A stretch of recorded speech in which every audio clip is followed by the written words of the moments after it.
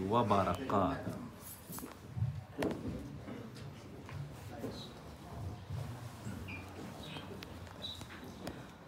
الله أكبر الله أكبر الله أكبر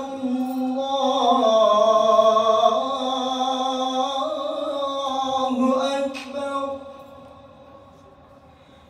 أشهد أن لا إله إلا الله.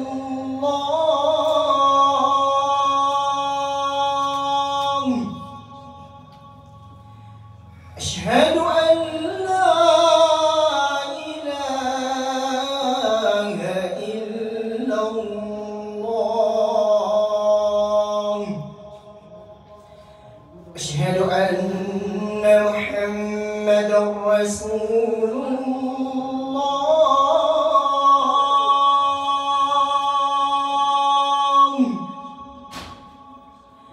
أشهد أن محمدا رسول الله. حي على الصلاة.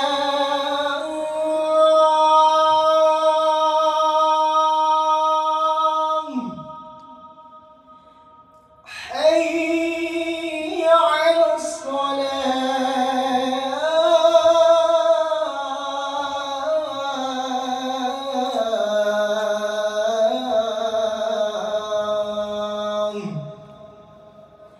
حي على الفلاح.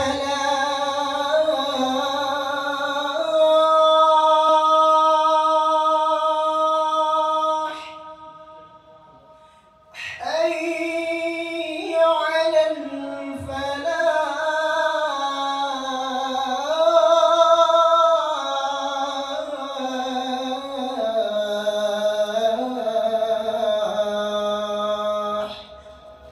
الله أكبر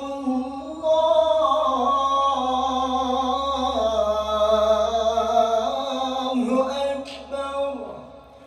لا إله إلا الله.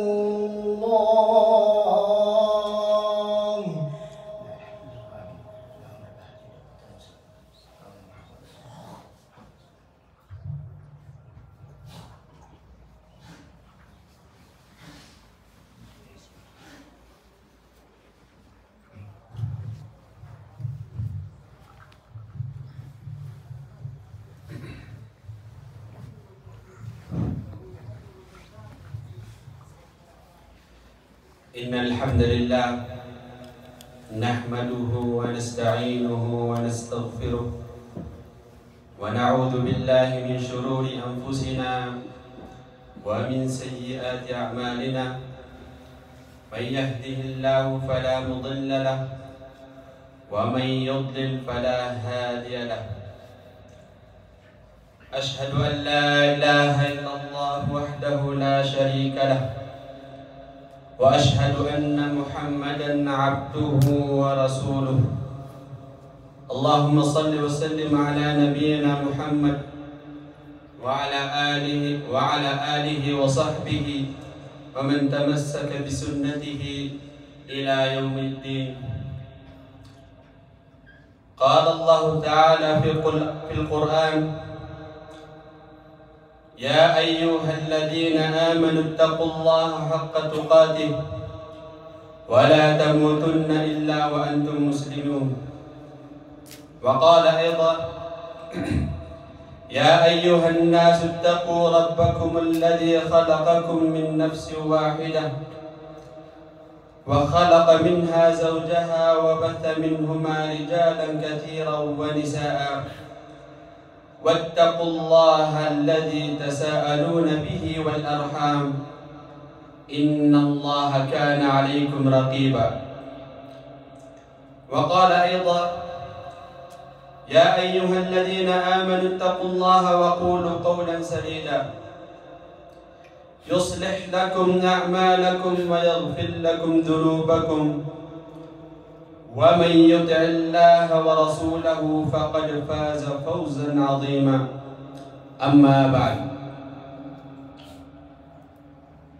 Aking mga kapatid, minamahal kong mga kapatid at aking mga magulang na nandito ngayon sa itong kinaroroonan natin.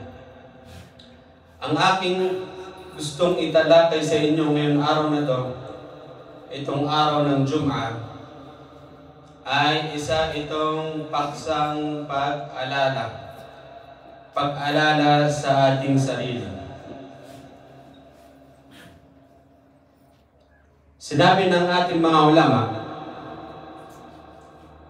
mayroong 4 na bagay na kinamumuhian natin dito sa mundong ito. Itong 4 na tong bagay na to, ang 4 na bagay na ito ay ating pinipilit na takasan, ngunit ito ay nandito sa atin. Ito ay isang nature sa atin, sa pamumuhay natin sa ibabaw na lupang ito. Itong 4 na bagay na ito, kahit ayaw natin ito, ay nariyan pa rin yan. Wala tayong tatakasan dyan sa 4 na bagay na ito. Dahil ito ang buhay natin dito. Ang buhay natin dito sa mundong ito ay pagsubok. Ang buhay na isang mu'min, ang isang nananampalataya kay Allah subhanahu wa ta'ala ay pagsubok. Ang pamumuhay niya dito sa mundo. Punong-puno ng pagsubok, punong-puno ng mga problema na hindi natatapos. Matapos ang isang problema ngayon, kinabukasan, next week may darating na naman ang problema. Sinabi ng mga ulama, itong 4 na ito, ang una ay ang kamatayan. Pangalawa, karamdaman, yung mga sakit. Pangatlo, yung pagkapulubi o paghihirap natin dito sa mundo. Yung paghihirap natin ng pamumuhay. Pang-4 ay ang pagtanda. Ang pagtanda natin dito sa mundong ito. Itong 4 na bagay na to ay hindi natin ito maiiwasan. Una, ang kamatayan. Alam natin ang kamatayan, ang lahat ng tao ay kinamumuhian niya ang kamatayan. Ayaw niya sa kamatayan. Kung titignan mo ngayon sa panahon natin ngayon, ay maraming taong gustong magtagal mabuhay dito sa mundo. Maraming mayayaman na pilit nilang ginagawa, maraming mga doktor na ginagawa nila paano sila mabuhay dito sa mundo. Ngunit ang hindi nila alam dito sa mundo ay nakatakda na ang iyong ajal, ang iyong kamatayan dito sa mundong ito. Kung ikaw ay mamamatay sa panahon na ito sa murang edad, ay hindi mo na matatakasan yun. Ilan sa mga naririnig natin, mga nakikita natin ngayon sa mga social media, nababalitaan natin ngayon. Mapabata man, mabinata man, walang Pilipining edad ay biglang maririnig mo na pumanaw na si Fulan. Pumanaw na si Fulana. Nasa murang edad pa lang. Sinabi ng Allah subhanahu wa ta'ala, قُلْ إِنَّ الْمَوْتَ الَّذِي تَفِرُّونَ مِنْهُ فَإِنَّهُ مُلَاقِيكُمْ. Tunay na ang kamatayan ng pilit niyong tinatakasan, ika ng Allah subhanahu wa ta'ala sa Quran. Pilit niyong tinatakbuhan ng kamatayan. فَإِنَّهُ مُلَاقِيكُمْ ay katunayan na ito ay nakakasalubong ninyo. Kahit gawin lahat ng mayayaman para pigilan nila ang kamatayan, ay kapag ang oras mo na ang ajal, ay hindi na madidelay ang pagkamatay mo. Darating si kamatayan at hihilain na niya ang iyong kaluluwa. Sinabi ng Allah, "Aynama takunu yudrikkumul maut walau kuntum fi burujin musyayyada." Maging saan pa man kayo, hindi ka ng Allah. Maging saan pa man kayo dito sa mundo. Aabot sa inyo ang kamatayan kahit pa man kayo ay nasa mga gusaling o kaya kuturing pinatatag. Ibig sabihin, kahit pa kayo ay nagtago, gumawa pa kayo ng mga gusaling malalaki para lang maiwasan yung kamatayan. Ay kapag dumating ang ajal mo, kapag dumating ang oras mo dito sa mundo, ay babawian ka ng Allah subhanahu wa ta'ala ang inyong kaluluwa. Ngunit mga alipin ng Allah, mga kapatid, mga magulang, alam niyo ba ang kamatayan ay isa itong pangarap sa atin? Isa itong nagbibigay ng encourage sa atin dito sa pamumuhay sa mundo. Ang kamatayan, kapag ang isang mu'min, kapag alam niya ang kamatayan, lagi niyang inaalala ang kamatayan, ay isa itong nagbibigay sa kanya ng encourage, nagpupursige sa kanya sa paggawa ng mga kabutihan ng gawain. At nagiging magaan sa kanya ang pagmamalapis mo dito sa mundo. Ang pagiging in love mo dito sa mundo. Napapagaan niya kapag lagi mo ito inaalala ang kamatayan. Sinabi ni Ammar bin Yasir, "Kafa bil mauti wa'idha." Sapat na ang kamatayan ay bilang pangarap. Sapat na ang kamatayan ay bilang pangaran sa isang mu'min. Naiintindihan niya kung bakit siya nilikha dito sa mundo. Bakit siya nilikha dito sa mundo para lang sambahin Allah subhanahu wa ta'ala.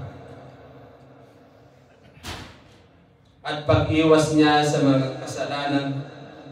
Dahil alam niyo mga kapatid, mga alipin ng Allah, kapag ikaw ay wala kang nararamdaman, o di kaya ngayon, sobrang dali natin malaman ng mga balita ngayon. Lalong-lalo na ang mga social media. Ang bilis dumating sa iyo ng mga balita. Ang dami natin nakikita na pumanaw na si Fulan. At ang ating sinasabi, "Inna lillahi wa inna ilaihi raji'un." Inna lillahi wa inna ilaihi raji'un. Pumanaw na si Fulan. Pero mga kapatid, ito ba ay tumatatak sa iyo sa sarili? Ang kamatayan. Meron ka bang nararamdaman na takot? O kaya nadadagdagan ba ang iyong iman? Dahil kung wala ito mga kapatid, ay may sakit ang puso mo. Kailangan mong magtawas sa Allah subhanahu wa ta'ala.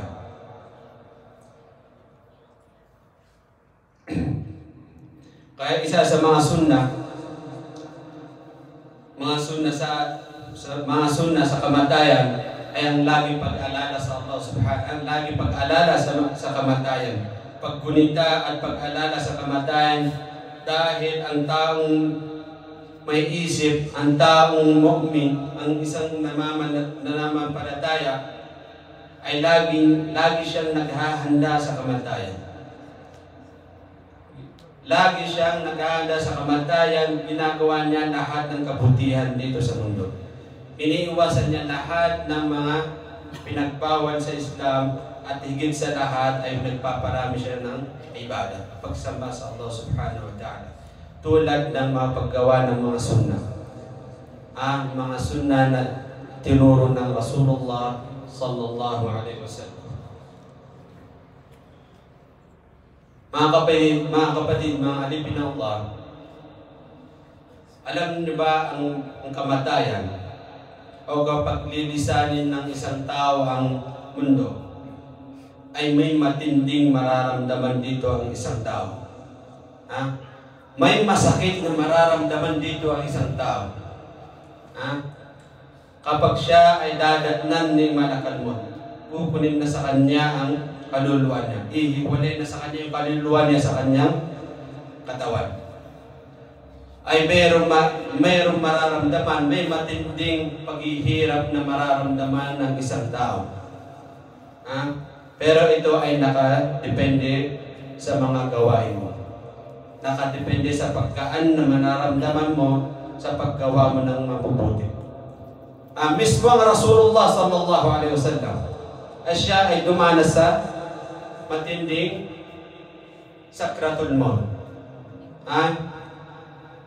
Ano sinabi ng Rasulullah? Inna lil mauti la sakarat. Inna lil mauti la sakarat. Katotohanan, ang kamatayan ay may matinding mararamdaman dito ang mga mu'min, ang mga sinasakratul maut. Kaya hinahubili sa atin ng Rasulullah sallallahu alaihi wasallam ang laging pag-alala sa kamatayan. Lagi natin tatandaan ang mundong ito ay para bang pagsubok lang sa atin to. Para bang panaginip lang sa atin to. Nadadaan sa atin ito. Kaya sinabi ng mga ulama, sinabi ng Rasulullah sallallahu alaihi wasallam, akthiru dhikra hadhi bil laddat. Kapag ikaw ay masyado kang na-inlove sa mga mundo, sa makamundong bagay, nagpapakahirap ka, naghahanap buhay ka, at naramdaman mo sa sarili mo na medyo ka na napapalayo sa ibada, napapalayo sa Allah subhanahu wa ta'ala, na isa sa mga sunnah na gagawin mo ay ang pag-alala sa kamatayan. Sinabi ng Rasulullah, akthiru dhikra hadhi bil laddat. Paramihin ninyo ang pag-alala ang nakakaputol sa kasiyahan. Ang kasiyahan dito sa mundo. Dahil alam natin na punong-puno tayo ng mga pagsubok dito sa mundo, lalo-lalo na yung mga fitna ngayon na kung ano-anong umiiral ngayon sa mga social media. Qala Imam al-Daqqaq, man akthara min dhikril mauti ukrima bi thalatha. Sinabi ng isang imam na si Imam al-Daqqaq, sino man ang kanyang paramihin ng pag-alala sa kamatayan, ay ipagkakaloob sa kanya ang tatlong bagay na ito. Ang una ay pagmamadali niya sa pagtauba. Kapag siya ay nakagawa ng kasalanan, siya ay nagbabalik loob kay Allah subhanahu wa ta'ala agad-agad. Kahit pa man siya ay nagkamali sa pagsasalita, may nasabi siyang masama, o ay nagkamali siya na nasabi sa kanyang kapatid, siya agad ay humihingi ng kapatawaran kay Allah subhanahu wa ta'ala. Pangalawa, sabi ni Imam, ay pagiging kontento ng puso natin. Ano yung pagiging kontento natin? Yung pagiging kontento natin kung ano ang meron na binigay sa iyo ng Allah subhanahu wa ta'ala dito sa mundo. Kung ikaw man ay mahirap, ay kontento ka, lagi ka nagsasabi ng alhamdulillah. Yun ang tinatawag na pagkontento. Pangatlo, ay pagiging masipag sa pag-ibada. Sinabi ni Imam Daqqaq, kapag lagi mo tinatandaan, lagi mo inaalala ang kamatayan, ay lagi nadadagdagan ang pagpupursige mo sa ibada. Nadadagdagan ang mga gawain mong mabubuti. Sa kabaligtaran, sabi ni Imam Daqqaq, waman nasiya al-maut, uqiba bi thalatha. Kung sino man ang kalimutan niya ang kamatayan, ay ipaparusa sa kanya rin ang tatlong bagay na ito. Ang una ay pagpapaliban sa pagtauba. Hindi na niya, nakalimutan niya ang Allah subhanahu wa ta'ala. Dahil kinalimutan niya ang kamatayan. Dahil kinalimutan niya kung bakit nabubuhay siya dito sa mundo. Dahil doon ay kinalimutan niya ang Allah subhanahu wa ta'ala. At lalo siyang nanginlab sa paghahanap ng buhay dito sa makamundong bagay. Pangalawa, sabi ni Imam, nawawala ang pagiging kontento niya kung anong meron man siya. Kung anong binigay sa kanya ng Allah subhanahu wa ta'ala, ay hindi siya makontento. Ang gusto niya pang madagdagan.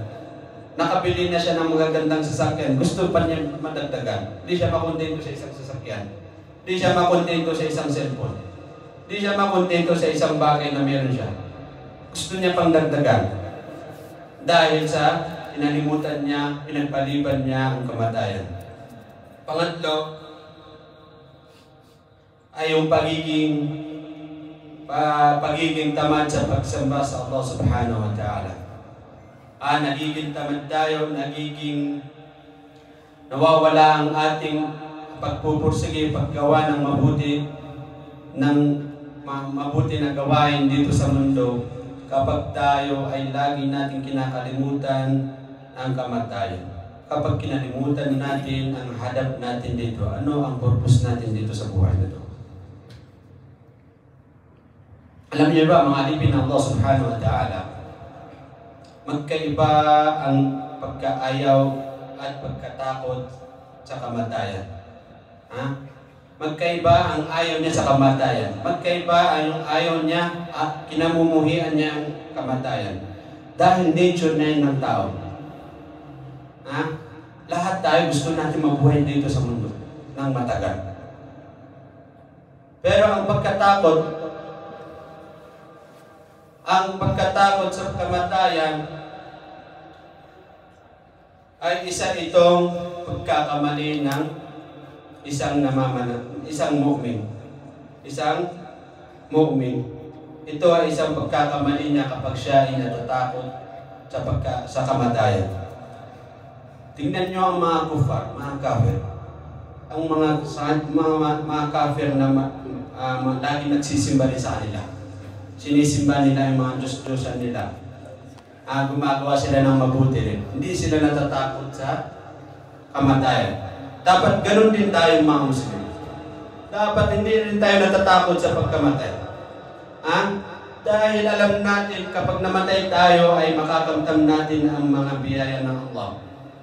Sa libingan at lalo na sa kabilang buhay. Kapag ikaw ay mu'min.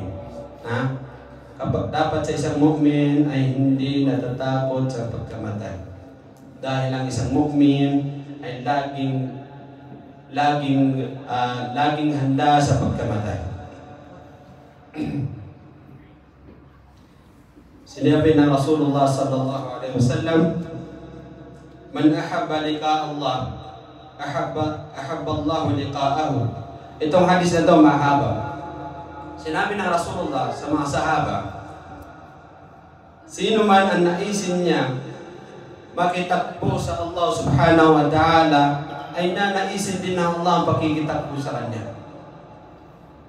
At sinabi pa niya, at sino man kamuhian niya, sino man ang tao kamuhian niya ang pakikitakbo sa Allah ay kamumuhian din ng Allah ang pakikitakbo sa kanya. Ang tinutukoy ng Rasulullah ay kamatayan. Isa sa mga sahaba, itong hadith na ito mahaba. Isang sahaba, tinanong ang Rasulullah, "Ya Rasulullah, akarahiyatul maut?" Ito ba yung pagkamunhi sa pagkamatay? Sabi ng Rasulullah. Sabi ng isang sahaba, tinanong niya ang Rasulullah. At sinagot sila ng Rasulullah at pinaliwanag sa kanila, hindi yan ang tinutukoy ko, ika ng Rasulullah. Ito yung isang tafsir sa hadith na to. At pinaunawa sa kanila ng Rasulullah ang kanyang tinutukoy. Kapag ang isang mu'min, lilisanin niya ang mundo, kapag lilisanin niya ang mundo, siya ay nasa sakratul maut. Alam niyo ang sakratul maut, tinatanggal na yung sa oras ng pamamagitan na tinatanggal na yung kaluluwa mo. Yun ang tinatawag na sakratul maut. Sa oras na ikaw ay nasa sakratul maut, lilisanin mo na ang mundo, ay may makikita kang mga anghel. Ito ay alimul ghaib. Walang nakakaalam sa atin paano to. Sa saglit na segundo, saglit na minuto, ay makikita mo yung mga anghel na yun. Yung mga anghel na yun, kapag ang isang mu'min ay nasa sakratul maut, bababa sila, makikita ng isang tao, isang mu'min, at babalitaan sa kanya ng mga anghel ang mga biyaya na ibibigay ng Allah subhanahu wa ta'ala. Subhanallah. Isipin nyo sa loob ng siya ay kinukuha sa kanya ang kaluluwa niya. Ibabalita sa kanya lahat ng mga malaika niya, ang mga biyaya, ang mga kapatawaran na ibibigay ng Allah subhanahu wa ta'ala, mga biyaya sa libingan at lalong-lalo na sa kabilang buhay. At doon sa punto na yun, ang isang mu'min ay gusto niya nang mamatay, gusto niya nang makamit na ang Allah subhanahu wa ta'ala. At dahil nakita niya na pinakita sa kanya ng mga anghel, pinalita sa kanya ng mga anghel ang mga biyaya na mapatatamon niya sa libingan at lalong-lalo na sa kabilang buhay. Kapag naman ang isang kafir, kapag siya ay tinatnang ng kamatayan, lilisanin niya ang mundo. Siya ay nasa sakratul maut. Makikita din niya ang mga anghel na yun. At bababa ang mga anghel na yun mula sa langit, pupunta sila sa kanya at babalitaan sa kanya ang mga kaparusahan. Lahat ng mga nakakatakot na mga balita, lahat ng mga paparusa sa kanya ay ibabalita sa kanya sa isang kafir. At doon sa punto na yon ay ang kafir ay gusto niyang madagdagan pa ang buhay niya. At sa oras na yun ay ayaw niyang makamit ang Allah subhanahu wa ta'ala at gayon din kamumuhian din ng Allah ang pagkikipagtagpo sa kanya. Ibig sabihin mga alipin ng Allah, kapag ikaw ay lilisanin, kapag ikaw ay nasa sakratul maut, ay makikita mo itong mga anghel na to. Ibabalik, kung ikaw ay isang mu'min, ay ibabalita nila sa iyo ang mga biyaya na ibibigay ng Allah subhanahu wa ta'ala. Ang mga makakamtam mo dito sa libingan at lalong-lalo na sa kabilang buhay. Ibabalita sa iyo ng mga anghel na ito. At sa oras na yun ay gusto mo nang mamatay. Gusto mo nang mamit ang Allah subhanahu wa ta'ala. Dahil makakamtam mo ang mga biyaya na ibibigay sa iyo ng Allah. Kaya nga mga alipin ng Allah, kaya sa atin, sunnah, naririnig natin ito lagi kapag may namamatay. Sunnah sa atin na ilibing ang isang bangkay na mu'min. Ilibing agad-agad. Kapag may namatay na mu'min. Yun ang lagi natin naririnig. Ilibing agad. Dahil kung alam nyo lang mga alipin ng Allah, kung nakapagsalita lang ang isang mu'min na bangkay, ay ilibing nyo na ako, dahil nakita ko na ang mga biyaya na binigay ng Allah subhanahu wa ta'ala sa akin. Makakamtan ko na ang mga biyaya na ibibigay sa akin ng Allah subhanahu wa ta'ala. At doon lamang siya makakapagpahinga. Dito sa mundong ito, walang kapahingaan dito. Huwag niyo isipin na ang mundong ito ay ito na kapahingaan niyo. Hindi. Alam niyo ba ang mga mu'min, ang isang nananampalataya ay lagi siya sinusubukan ng Allah subhanahu wa ta'ala. Kaya nabanggit sa hadis, al-maut rahatun lil mu'min. Ang kamatayan ay kapahingaan ng isang mu'min. Pagkatapos niyang lisanin ng mundo, iwan ng mundo ay doon lamang siya makakaramdam ng pagpapahinga. Sa kabaligtaran, ang mga hindi naman nananampalataya, kapag sila ay namatay, ay tuloy-tuloy pa rin ang kanilang mga tuloy-tuloy pa rin ang paghihirap nila. wala silang kapahingaan sa libingan. Paano pa kaya sa kabilang buhay? Pangalawa, karamdaman. Alam natin ang karamdaman, ang mga sakit. Ngayon ay, subhanallah, iba-iba na yung mga sakit na nakikita natin, nababalitaan natin. Sobrang dami ng kakasakit ngayon. Walang pinipiling edad. Mapapata man, pinanganak pa lang may kidney failure na. Subhanallah. Bata pa lang may kidney failure na. Binata pa lang may high blood na. 35 years old, may problema na sa sugar sa kanyang katawan. Mataas ang kanyang sugar. Tignan ninyo ang panahon ngayon. Dami natin nakikita nagkakasakit. Na lagi nilang hinihiling sa Allah subhanahu wa ta'ala na sila ay pagbigyan ng Allah, na bigyan sila ng malusog na pangangatawan, malakas na pangangatawan. Pumunta ka ngayon sa mga hospital. Daming uri ng mga iba't ibang klaseng mga sakit. Mga taong umiiyak. Mga taong na nakikita mo sa kanilang mga mukha yung labis na lungkot. Alam niyo ba, mga alipin ng Allah, minsan ang pagiging malusog, pagiging malakas na pangangatawan sa atin ay nagiging pagsubok dito sa atin. Alam niyo bakit? Dahil habang tayo pa ay malakas, ay hindi tayo gumagawa ng kabutihan. Hindi tayo nagpupursige sa paggawa ng kabutihan, sa pag-ibada, sa paggawa ng mga sunnah. Subhanallah. Alam niyo ba ang mga nakakalap kung gaano kalaki ang biyaya ng mga taong palusog ang katawan? Alam niyo ba kung sino nakakalap?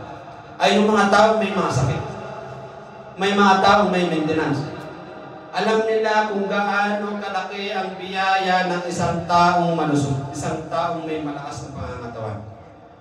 Dahil nagagawa niya lahat ng gusto niyang gawin. Kapag ikaw ay nagkasakit, ay marami nang maiiwan na hindi mo na kayang gawin. Waliyadu billah. Pangatlo, mga alipin ng Allah, ay ang pagkakulubi o paghihirap natin dito sa mundo. Isa itong malaking fitness natin sa mga sa paghihirap natin dito sa mundo. Paghahanap natin ng hanap buhay dito sa mundo, mga problema na kung ano-ano ang dumadatnan sa iyo, ay nariyan pa rin ang paghihirap mo. Nariyan pa rin ang paghihirap mo, paghihirap mo sa pamumuhay mo dito sa mundo.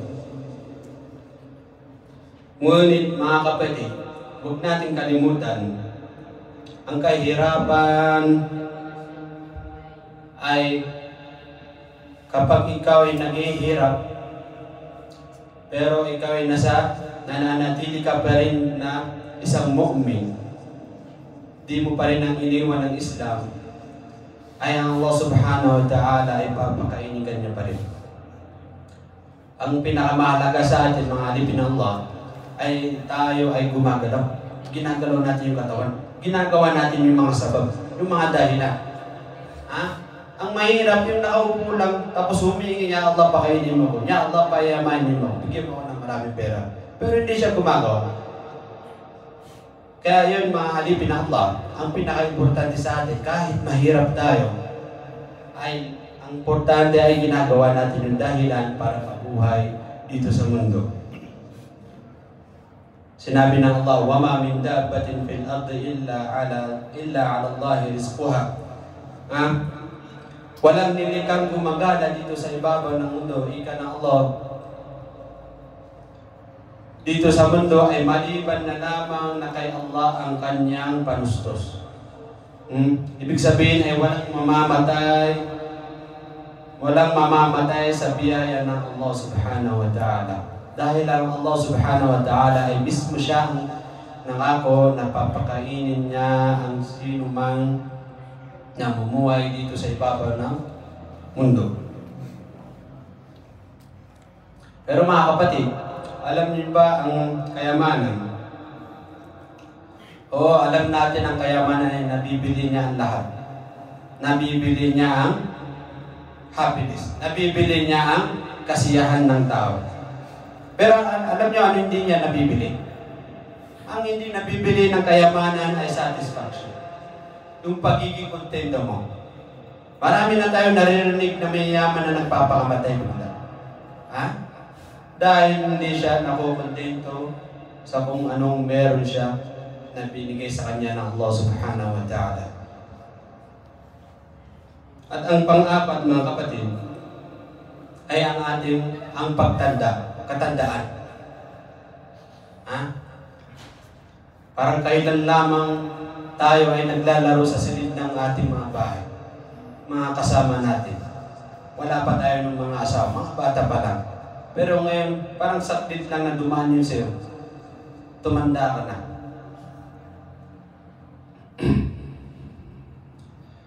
Kahit pa man ang mga magagaling na tuktok, pilit pa rin nilang ginagamutan ng kanilang pagtanda, pero nakikita mo pa rin sa kanila ang pagiging malubha, pagiging mahina, dahil sa kanilang pagtanda. Isa ito sa pang-apat na kinamumuhian ng isang tao sa mundo ito, ang pagtanda. Tingnan niyo ang panahon natin ngayon. Ang isang araw ay parang isang pilig mata lang. Ang isang linggo, parang isang araw na lang. Parang kailan lang ay tayo ay nasa 15 years old. Parang kailan lang ang panahon ng pandemic. Parang kahapon lang yung pandemic. 2020. Pero ngayon, 2024 na. Parang kailan lang ay nasa Pilipinas pa tayo. Ngayon ay tinatawag ka na ama. Ngayon tinatawag ka na tatay. Angkat, may mga anak ka na masyado.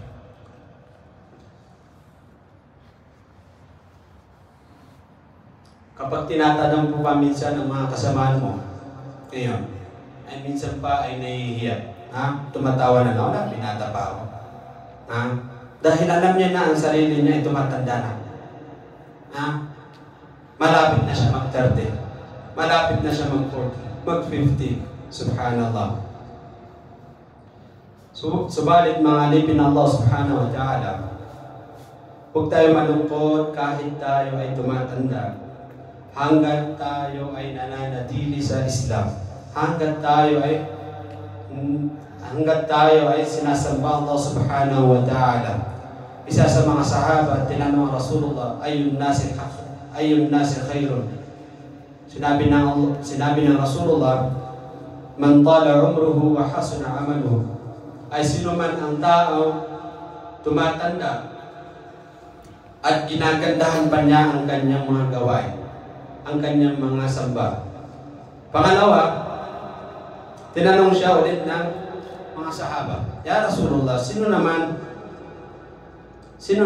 ang taong pinakamasama? Sabi niya, yung taong tumatanda na hindi niya pa rin iniiwasan, hindi pa rin humihiwalay sa mga gawain kasalanan. Barakallahu li wa lakum fil Qur'anil Karim wa nafa'ani bima fihi min al-ayati wa dhikril hakim. Aqulu ma tasma'un astaghfirullah li wa lakum wa lisa'il muslimin min kulli dhanbin fastaghfiruhu innahu huwal ghafurur rahim.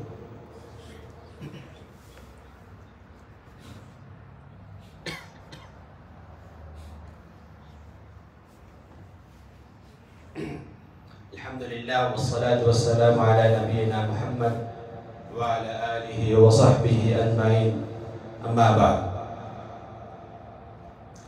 Inna Allaha wa malaikatahu yusalluna 'alan nabi ya ayyuhalladhina amanu sallu 'alaihi wa sallimu taslima. Allahumma salli 'ala Muhammad wa 'ala ali Muhammad kama sallaita 'ala Ibrahim wa 'ala ali Ibrahim innaka Hamidum Majid.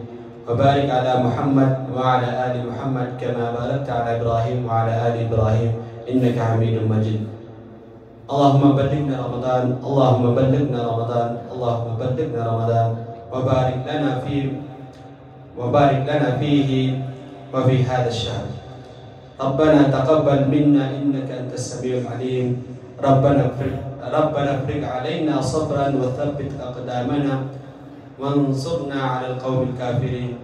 ربنا هب لنا من أزواجنا وذرياتنا قرة أعين واجعلنا للمتقين إماما.